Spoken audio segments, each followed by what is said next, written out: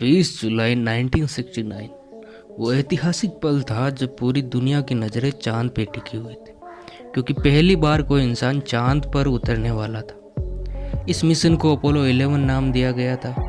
हालांकि पूरी दुनिया अपोलो 11 के बारे में इतना ही जानती है कि उसमें एस्ट्रोनॉट चांद की सतह पर उतरे थे और कुछ टाइम बाद वापस पृथ्वी पर लौट आए थे, लेकिन ये पूरा सच नहीं है, क्योंकि उस दिन चांद की धरती पर उनके साथ कुछ ऐसा हुआ था जिसने उनके रोंगटे खड़े कर दिए थे।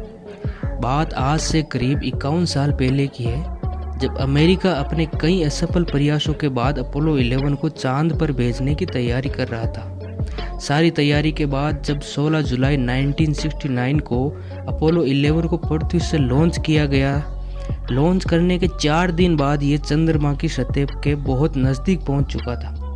यानी कि अगले कुछ ही पलों के बाद चंद्रयान अपोलो 11 को अपने निर्धारित किए गए जगह पर उतरना था। लेकिन लैंडिंग से पहले जब टाइम की गणना की गई तो पता चला कि किसी अज्ञात कारणवश चंद्रयान अपने निर्धारित टाइम से 4 सेकंड आगे चल रहा था। यानी कि इसका मतलब ये था कि जो जगह निर्धारित की गई थी, अब ईगल वहाँ ना उतरकर एक ऐसी अनजान जगह उतरने वाला था जिसका आइडिया ना तो कंट्रोल सेंटर में बैठे वैज्ञानिकों को था और ना ही विमान चला रहे एस्ट्रोनॉट को।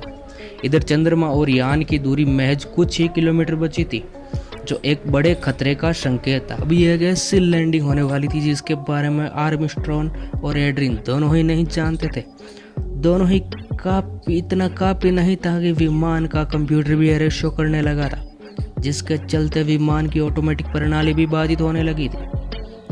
इधर लैंडिंग का समय भी धीरे धीरे नज़दीक आने लगा था। अब ये आर्मस्ट्रॉन्ग को तय करना था कि विमान को एक विशालकाय क्रेटर में उतरने दें या उसकी लैंडिंग ऐसी जगह कराई जाए जिससे उनकी और विमान दोनों की जान बच सके।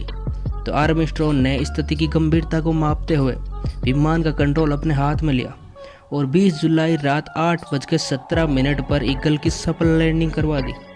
आपको बता दें कि आर्मस्ट्रॉन्ग की चुनी हुई जगह को उन्होंने ही ट्रैंक्विलिटी बेस का नाम दिया था, जहां गर्व के साथ आर्मस्ट्रॉन्ग और एड्रिन ने पहली बार कदम रखे थे और अपने देश का झंडा फहराया था।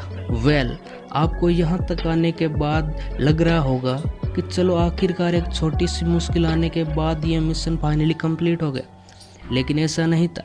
असली मुश्किलें तो अभी बाकी थी, जिसके आगे मिशन कभी भी घुटने टेक सकता था। धरती पर बैठे लोगों को लग रहा था कि अब तो अपोलो 11 अपने मकसद में कामयाब हो चुका है, अब केवल जश्न मनाना ही बाकी रह गया है।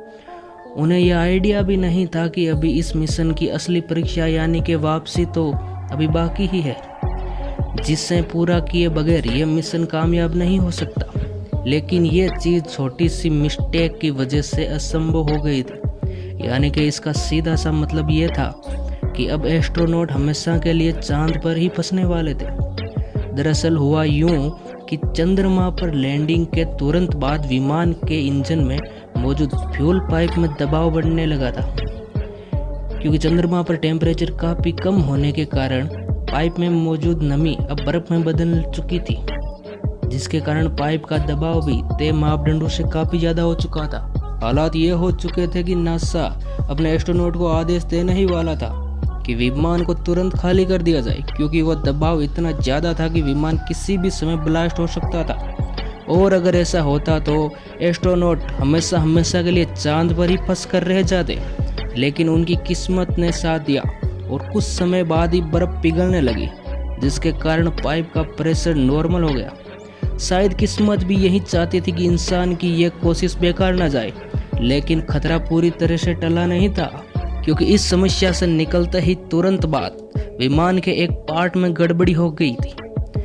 विमान के कंट्रोल पैनल का एक स्विच टूटकर नीचे गिर गया, जिसकी वजह से पूरा सर्किट ब्रेकडाउन हो चुका था और उस हिस्से की पावर भी सही तरीके से काम नहीं कर रही थी।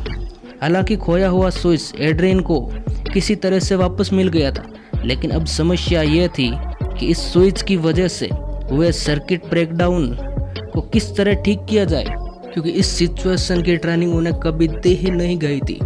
6 घंटे की कड़ी मेहनत के बाद जब उन्हें कुछ समझ नहीं आया तो एड्रिन ने एक पेन को उस छेद में डाला जहां से वो स्विच टूटा था। कमाल की बात यह रही कि जहां 6 घंटे की मेहनत के बाद भी जो चीज़ नामुमकिन लग रही थी, वो एक एड्रियन की सूझबूझ के बाद बंद पड़ी यूनिट वापस चलने लगी थी। अब जब सब कुछ ठीक हो गया था तो वक्त था घर वापसी का। इसके लिए नासा ने यह प्लान बनाया था कि कोलंबिया विमान, जिसकी मदद से उन्हें पृथ्वी पर लौटना था, उसमें मौजूद 2 मॉड्यूल, कमांड मॉड्यूल जिसमें एस्ट्रोनॉट को बैठना था तथा सर्विस मॉड्यूल जिसमें चांद से लाए गए मिट्टी के सैंपल को रखना था। अब कोलंबिया विमान को धरती में प्रवेश करते ही दोनों विमानों को अलग अलग दिशा में अलग होना था, यानी धरती के वातावरण में प्रवेश करते ही कोलंबिया विमान से दोनों मॉड्यूल अलग अलग दिशा में जाना था, जिससे इन दोनों का आपस में टकराव ना हो सके। इस तरह दोनों ही विमान की प्रशांत महासागर में सफल लैंडिंग होनी थी और मिशन कामयाब हो जाता।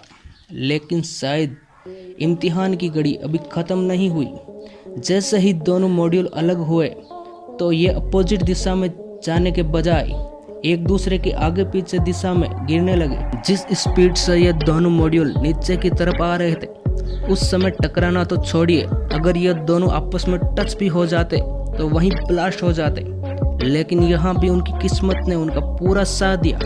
अंततः दोनों मॉड्यूल बिना किसी टक्कर के सफलतापूर्वक 24 जुलाई को प्रशांत महासागर में आकर गिरे, जिसमें किसी तरह का कोई नुकसान नहीं हुआ।